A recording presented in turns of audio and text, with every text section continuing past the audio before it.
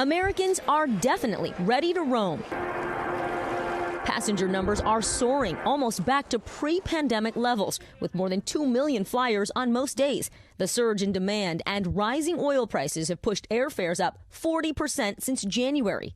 The Points guy, Brian Kelly, says if you're looking to get away, act quickly, be flexible, and book nonstop flights whenever possible.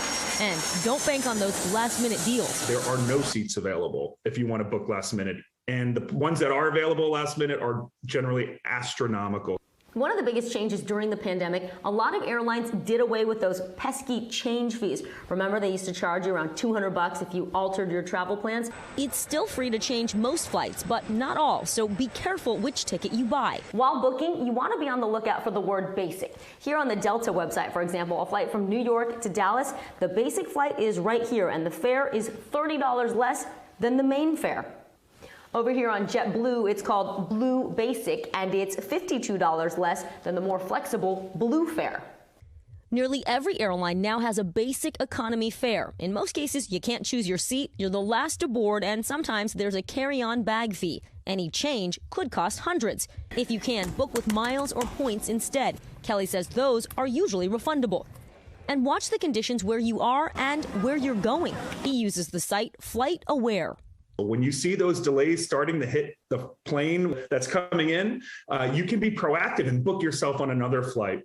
Also, book your flights using credit cards that give you travel protection.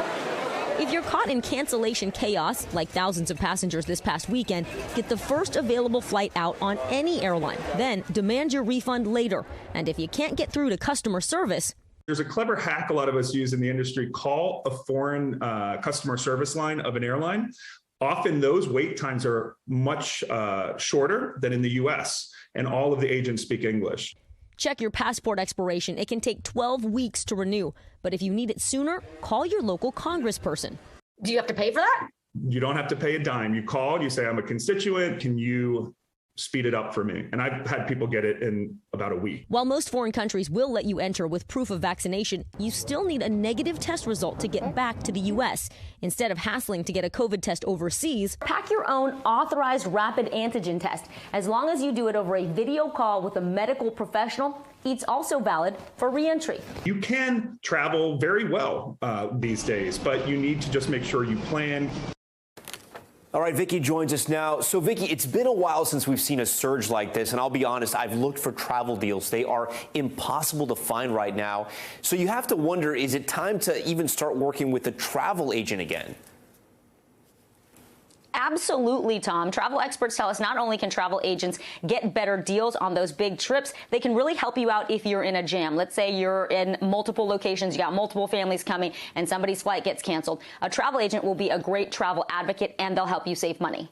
So the other big question is travel insurance. Sometimes people advise you not to get it, that it was a waste of money. You could pick it up on your credit card or something like that. But it just seems now with COVID that so many times you have to cancel vacations because somebody in the family maybe gets sick. What's your advice?